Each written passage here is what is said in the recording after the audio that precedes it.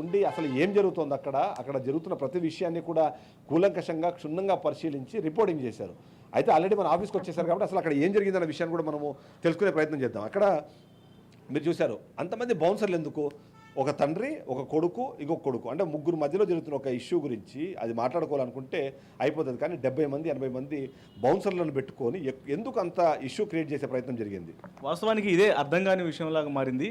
ముఖ్యంగా గత 3 రోజుల నుంచి కూడా ఒక హైడ్రామానే తలపిస్తుంది. ఒకవైపున మొదటేమో మంచు మనోజు తనపై దాడి చేశారని చెప్పి డ్రైవ్ 100 ద్వారా ఫిర్యాదు చేస్తాడు. తర్వాత ప్రత్యక్షంగా వెళ్ళి పోలీసులకు ఫిర్యాదు చేయడు. తర్వాత మీడియాలో ఇది కథనాన్ని వరుసగా వచ్చిన తర్వాత మనం టెలికాస్ట్ చేసి ఈ విషయాన్ని ప్రజల దృష్టిలోకి తీసుకెళ్లిన తర్వాత అప్పుడు ఈ విషయానికి సంబంధించి కూడా అప్పుడు పహాడ్ షరీఫ్ పోలీస్ స్టేషన్కి వెళ్ళి ఆయన ఫిర్యాదులు చేయడం ఇవన్నీ చేస్తాడు. అయితే మనోజ్ అయినా వచ్చి మీడియా ముందుకు వచ్చి తను ఎందుకు ఫైట్ చేస్తున్నాడు, దేని విషయంలో ఫైట్ చేస్తున్నాడు, కుటుంబ విషయంలో ఫైట్ చేస్తున్నాడా, తన కుటుంబ విషయం భార్య పిల్లల గురించి ఫైట్ చేస్తున్నాడు అనే విషయానికి సంబంధించి కూడా క్లారిటీ ఇవ్వడం జరిగింది.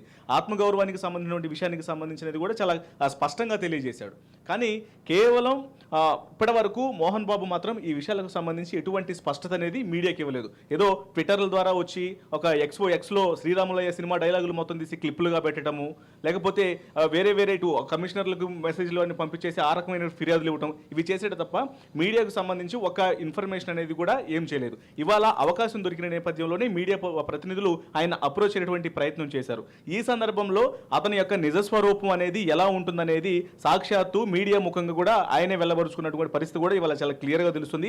దీన్ని పూర్తిగా యాజ్ ఏ ఒక రెస్పాన్సిబుల్ కరెస్పాండెంట్గా మేము దీన్ని చాలా క్లియర్గా ఖండిస్తున్నటువంటి పరిస్థితి. ఎందుకంటే గత 3 రోజులుగా కూడా ఈ అంశానికి సంబంధించి వీళ్ళ మధ్య జరుగుతున్నటువంటి విభేదాలకు సంబంధించి ఎవరి వర్షన్ ఏంటి అనేది ఎవరి వైపు సపోర్ట్ అనేది లేకుండా ఎవరు ఏం చెప్పినా సరే ఆ విషయాన్ని చాలా స్పష్టంగా ప్రజల్లోకి తీసుకెళ్లేటువంటి ప్రయత్నం చేస్తున్నామే తప్ప ఎవరికి వత్తాసు తీసుకోవట్లేదు. అలాంటిది మీడియా ప్రతినిధులుగా వెళ్ళి రెస్పాన్సిబుల్గా అసలు ఏం జరుగుతుంది, కుటుంబంలో ఉన్నటువంటి వ్యవహారానికి సంబంధించి మీరు అంటే 1-to-1 కూర్చొని పరిష్కరించుకున్నటువంటి విషయాన్ని ఇప్పటికే బయట పెట్టుకొని అసలు ఏ ఉద్దేశంతో ఇంత ఫైట్ చేసుకుంటున్నారు, ఎందుకు ఇలా జరుగుతున్నటువంటి విషయానికి సంబంధించిన ప్రశ్నించినప్పుడు అసలు విషయానికి ఆన్సర్ అనేది చెప్పకుండా మీడియా ప్రతినిధుల మీద అక్కడ ఉన్నటువంటి వాళ్ళందరి యొక్క కెమెరాలు పగలగొట్టి మీడియా ప్రతినిధులకు సంబంధించిన ఆయా ఛానల్స్ లోగోలు తీసుకొని వాళ్ళ తలలు పగలగొట్టి ఈ రకంగా రాక్షస కాండ సృష్టించి తన యొక్క రౌడీజాన్ని చాటు చెప్పుకున్నటువంటి ప్రయత్నం చేస్తారే తప్ప తను మనం అనుకున్నట్లుగానే ఆయన రియల్ లైఫ్లో హీరోగా ఉండి రియల్ లైఫ్లో ఎంత రౌడీ అనేది తనకు తాను ప్రూవ్ చేసుకుంటున్న పరిస్థితి. ఇంకా మరొక విషయం ఇక్కడ మొదటిది, ఏ కంప్లైంట్ కూడా ఆయన డైరెక్ట్గా ఇవ్వరు, ఆయన సోషల్ మీడియా ద్వారా మాత్రమే చెప్పే ప్రయత్నం చేస్తారు. ఆ సోషల్ మీడియాలో పెట్టిన తర్వాత అది పబ్లిక్ అయిపోయింది దాన్ని రిపోర్ట్ చేస్తున్నప్పుడు జర్నలిస్టులు ఆయన అంత ఇబ్బంది పెట్టే ప్రశ్నలు ఏమైనా అడిగారా? ఇంకొక ప్రశ్న, ఎందుకంటే అక్కడ మీరు ఉన్నారు కాబట్టి నేను చూశాను, మొత్తం ఎండ ఉంది, మీరు ఉండడానికి కూడా సరిగా స్థలం లేదు, అక్కడ నీడ కూడా దొరకని పరిస్థితి ఉంది.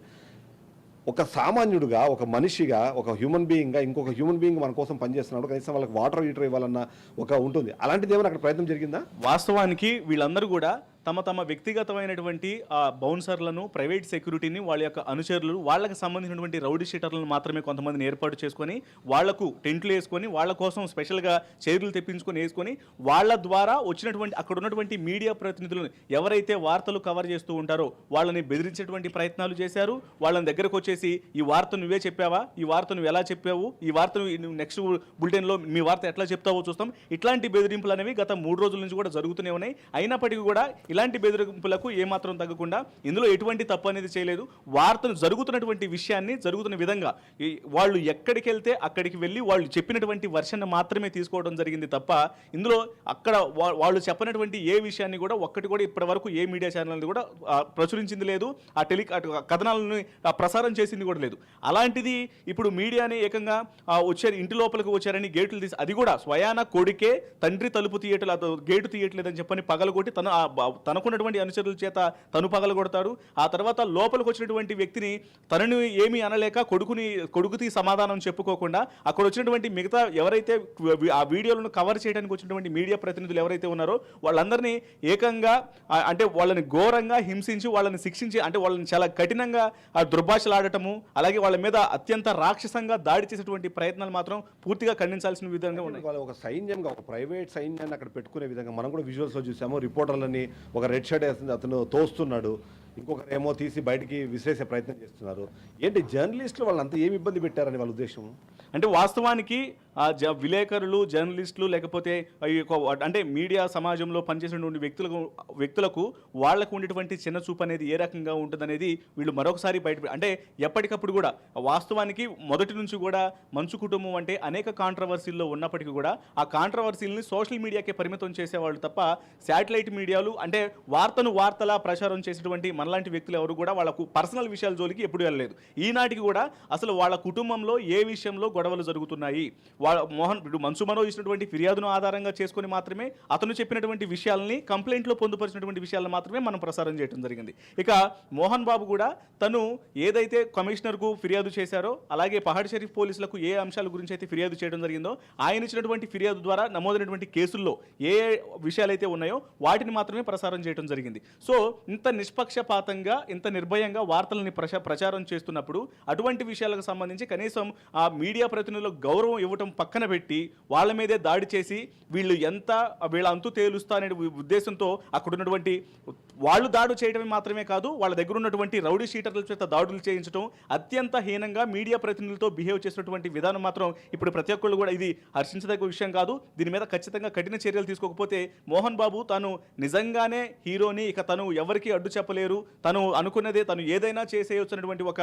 అపోహలో అయితే మాత్రం ముందు కూడా కంటిన్యూ అవుతారేమో అనిపిస్తోంది. అయితే ఇప్పుడు వాళ్ళ సినిమాలు తీస్తేనేమో ప్రమోట్ చేయడానికి మీడియా కావాలి, వాళ్ళ ప్రోగ్రామ్స్ చేస్తే వాళ్ళని ప్రమోట్ చేయడానికి మీడియా కావాలి, వాళ్ళ సినిమాలకు సంబంధించి ఎవరైనా నెగిటివ్గా ఎవరైనా రివ్యూలు రాస్తే వాళ్ళని తిట్టడానికి మీడియా కావాలి, దాన్ని మళ్ళీ ప్రచారం చేయడానికి కూడా మీడియా కావాలి.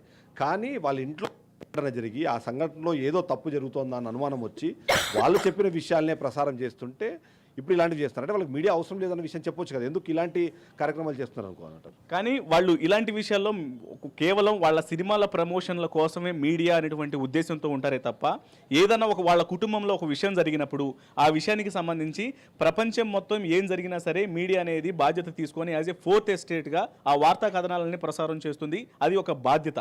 సో ప్రభుత్వం కూడా దానికి సంబంధించి అన్ని రకాల మనకు ఆ హక్కులు అనేవి ఉంటాయి, దానికి హక్కులు కూడా ఇవ్వటం జరిగింది, వాటి ప్రకారంగానే ముందుకు నడుచుకుంటూ వెళ్తుంది. కానీ మోహన్ బాబు ఫ్యామిలీ మాత్రం మీడియా అనేటువంటి మీడియా అంటే మేము పిలిస్తే వచ్చినప్పుడు మాకు కావాల్సినటువంటి విషయాలని జనాల్లోకి తీసుకెళ్లడం వరకే, కానీ మాకు వ్యతిరేకంగా వార్తలు వేస్తే మాత్రం వాళ్ళు అంతు తేలుస్తామనే విధంగానే బిహేవ్ చేస్తూ వస్తున్నారు మొదటి నుంచి కూడా.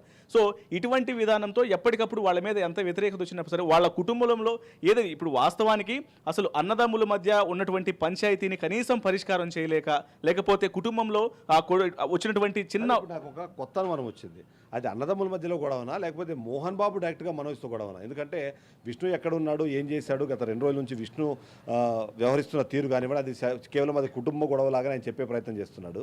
కానీ ఇక్కడ అగ్రెసివ్గా యాటిట్యూడ్ చూపిస్తుంది కానివ్వండి లేకపోతే గొడవలకు దిగుతుంది మాత్రం మోహన్ బాబు. సో మోహన్ బాబు వర్సెస్ మనోజా ఇది కొంపదీసి? మనకు వాస్తవానికి మనం ఇవాళ రిలీజ్ అయినటువంటి వీడియోల్లో కూడా చూడొచ్చు, లోపల మోహన్ బాబు సేమ్ ఆయన తీసినటువంటి సినిమాలలో ఏ విధంగా అయితే హీరోయిజం చలాయిస్తూ చూపిస్తూ ఉంటారో అదే విధంగా ఆయన కూడా కూర్చొని అక్కడ ఉన్నటువంటి రౌడీ షీటర్లు ఆయన బౌన్సర్ల చేత ట్రైనింగ్ చేపిస్తూ కొంతమందిని కొడుతూ ఈ రకంగా చేయాలి ఈ రకంగా చేయలేనటువంటి విషయాలన్నింటిని కూడా చాలా క్లియర్గా వాళ్ళతో ప్రాక్టీస్ చేపిస్తూ కూడా చాలా క్లియర్గా ఏ విధంగా అవతల వ్యక్తుల మీద దాడి చేయాలనేటువంటి ట్రైనింగ్లు ఇస్తున్నారు. దానికి సరిగా చేయని వ్యక్తుల మీద తిరిగి దాడి చేస్తున్నటువంటి విషయాలని మధ్యలో ఒక పక్కన మంచు విష్ణు ఉంటున్నాడు, ఒక పక్కన మోహన్ బాబు గారు ఉంటున్నారు. వీళ్ళందరూ కూడా కూర్చొని లోపల ఇంటర్నల్గా వాళ్ళ హౌస్ మధ్యలో జరుగుతున్నటువంటి విషయాలు అనేవి ఎంత దారుణమైనటువంటి ప్రాక్టీస్ అనేది వాళ్ళ ఇంట్లో జరుగుతుంది. సో ఇటువంటి అంటే అది ఇంటర్నల్గా వాళ్ళ బౌన్సర్లకి వాళ్ళకి సంబంధించినటువంటి వ్యక్తిగతంగా అది సమాజం మీద చూపించట్లేదు, కానీ సమాజాన్ని భయపెట్టడం కోసం వీళ్ళు చేస్తున్నటువంటి యొక్క ప్రాక్టీస్ ఏదైతే ఉందో వీళ్ళు ఆల్రెడీ ప్రాక్టీసు లోపల మనుషుల్ని కొట్టడం ఇదంతా కూడా ఈ కాంపౌండ్ వాల్ దాటి బయటికి వెళ్ళడానికి వీలు లేదు అనే విధంగా ప్రవర్తిస్తూ ఉన్నారు. అయితే వీళ్ళకు జరిగినటువంటి గొడవ డైరెక్ట్గా మోహన్ బాబుకి అలాగే మంచు మనోజ్కి మధ్య డైరెక్ట్గానే గొడవ జరిగింది.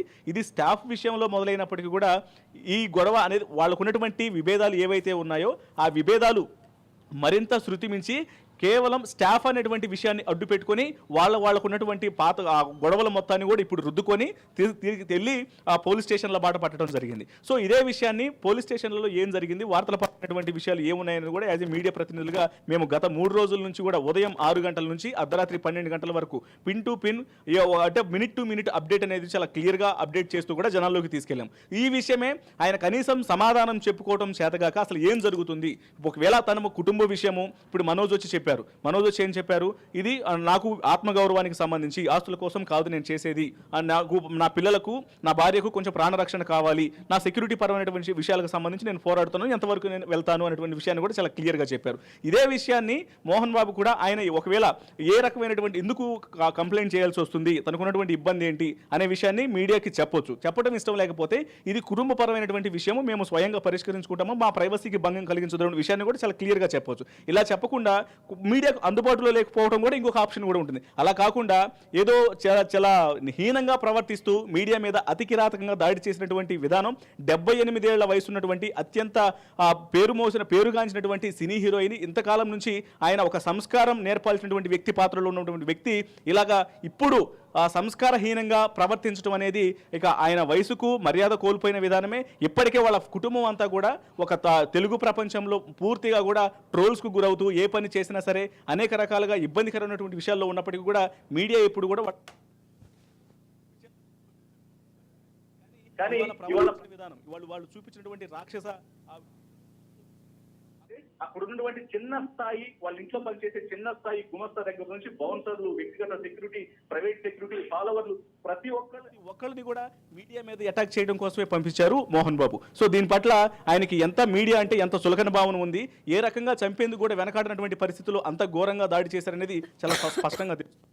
ఖచ్చితంగా ఎందుకంటే దాడిగా మాత్రమే చూడాల్సిన అవసరం లేదు, దానికి ఎంతో కొంత ఆ దాడి ద్వారా అందరినీ భయపెట్టే ప్రయత్నం చేశారని మాత్రం చాలా క్లియర్గా అర్థమవుతుంది. ఎందుకంటే మొదటిది అక్కడ లోపల ఏం జరుగుతుంది, లోపల జరుగుతున్న కార్యక్రమాలకు విశ్లేషణలు వినిపించే ప్రయత్నం కానివ్వండి, అసలు నిజాలు ఏంటని బయట తీసుకో ప్రయత్నము కంపల్సరీ ఓవైపు మీడియా హౌసెస్ చేస్తున్నాయి. అక్కడ ఉన్న జర్నలిస్టులు వాళ్ళ ప్రయత్నం చేస్తున్నప్పుడు వాళ్ళని అడ్డుకునే అవకాశం ఉంది. కానీ అడ్డుకునే అవకాశం కన్నా వాళ్ళని బెదిరిస్తే పూర్తి అక్కడ నుంచి వెళ్ళిపోతారన్న ఒక ఆలోచన విధానంలోకే మోహన్ బాబు వెళ్ళినట్టుగా చూడాలి. గతంలో కూడా మనం చూస్తే మంచి విష్ణు కానివ్వండి, మంచి మోహన్ బాబు కానివ్వండి జర్నలిస్టులను తక్కువ చేస్తూ మాట్లాడడం అన్నది, లేకపోతే మేము చెప్పింది మీరు వినాలి, మేము చెప్పింది మీరు రాసుకోవాలనే టైప్లోనే వాళ్ళు అలాంటి ఒక హావభావాలు ప్రదర్శించిన పరిస్థితులు మనం గతంలో చూసాం. దాన్ని కంటిన్యూషన్గా ఇవాళ చూడాల్సిన సంస్కృతి మనకు కనిపిస్తుంది. ఓవరాల్గా చూస్తే మాత్రం అక్కడ ఇవాళ జరిగిన సంఘటన పూర్తి స్థాయిలో 100% మోహన్ బాబుకు సంబంధించిన ఒక ఫ్రస్ట్రేషన్. ఆ ఫ్రస్ట్రేషన్ పిల్లలకి అతను చెబుతున్న దానికి విభిన్నంగా జరుగుతున్న నేపథ్యం చూసిన సందర్భంలోనే ఆయన దాన్ని తట్టుకోలే.